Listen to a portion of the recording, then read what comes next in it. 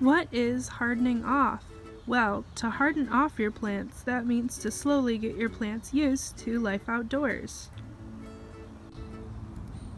So you may think that this plant looks perfectly fine to go out in the garden, but if you haven't hardened it off yet, then it's going to be quite shocked once you put it out there. So you want it to get used to a different temperature, different light situation, and also the elements as well.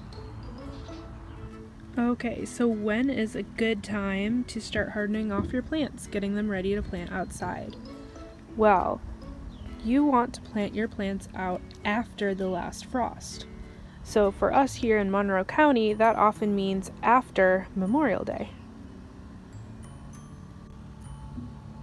This also could be when the nighttime temperature is consistently over 45 degrees.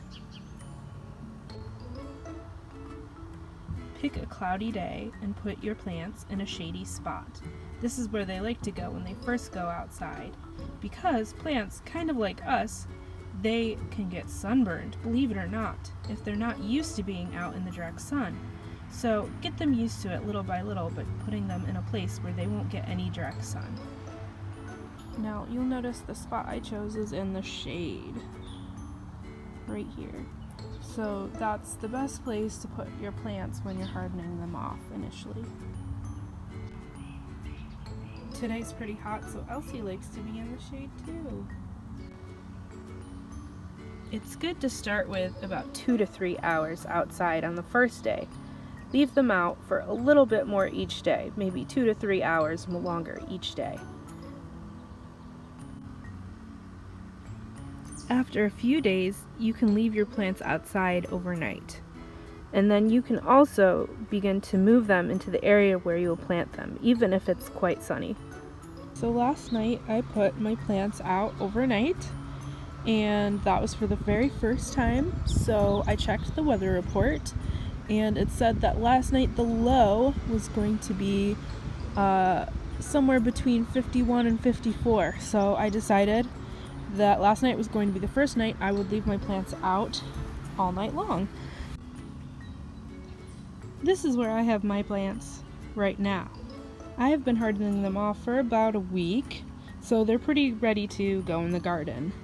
So right here it is a little bit sunnier than where I had them before. And I think today I'm going to bring them up to the garden where I'm going to be planting them. Reduce the amount that you water your plants outside, but don't let them get thirsty. Do water them if the soil gets particularly dry, like on hot days. Check out this tomato plant, for example. It feels kind of dry. Let's do the finger test.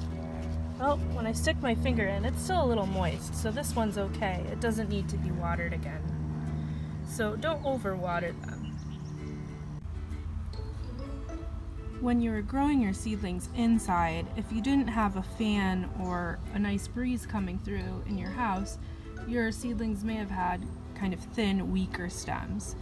When you put them outside to harden them off, little by little, they'll also start to develop a thicker stem. As you can see here, these are starting to thicken up quite nicely.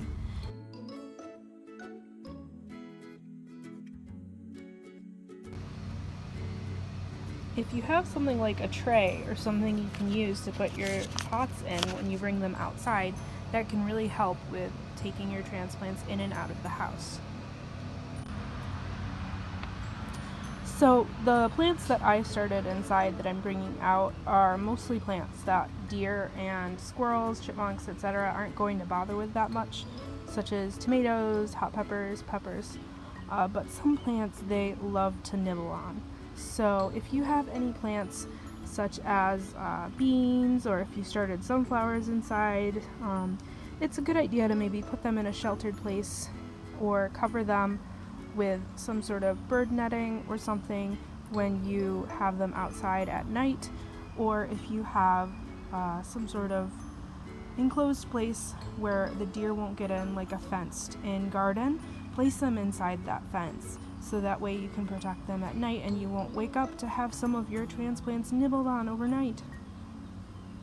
Now, at this point in your plant's life, you might notice that these lower leaves are starting to yellow and maybe even falling off.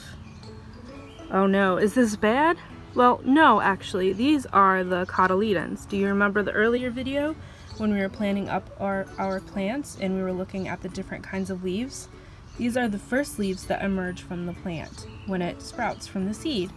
And as it gets older, it doesn't need these leaves anymore, so they naturally will yellow, fall off, and die, essentially. And the rest of the plant, if you notice, nice bright deep green. It's looking nice and healthy, so you don't have to worry. No drooping here. The plants look pretty good. Maybe a little bit yellow here, a little bit curled here, but mostly this one looks pretty healthy to me.